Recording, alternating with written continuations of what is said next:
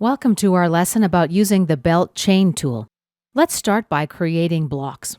I'm going to drag select the entities in the top left corner of my graphic area. I'm not going to choose an insertion point. Let's just accept. After I create the first block, it remains selected, so I'm going to need to deselect everything by clicking in blank space.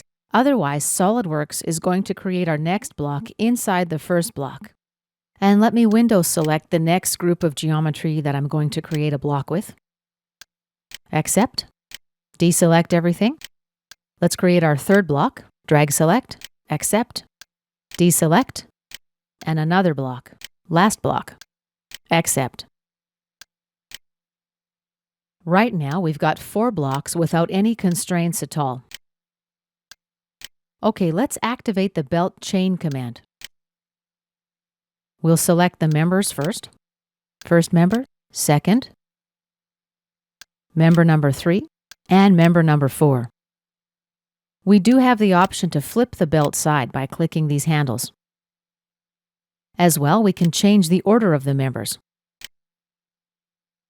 Next, let's specify the belt thickness, let's say 2 millimeters.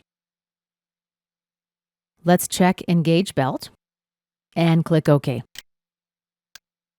And let me rotate one of the blocks. Now our belt is working. To edit the belt, just double-click on the node in the design tree. Let's change the belt length. Now if I grab one of the members, notice the length of the belt stays constant.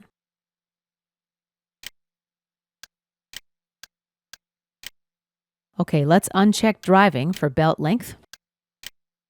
Now when I grab one of the members of the belt, we see that the length of the belt changes. That is no longer a constant. Double-click again to edit.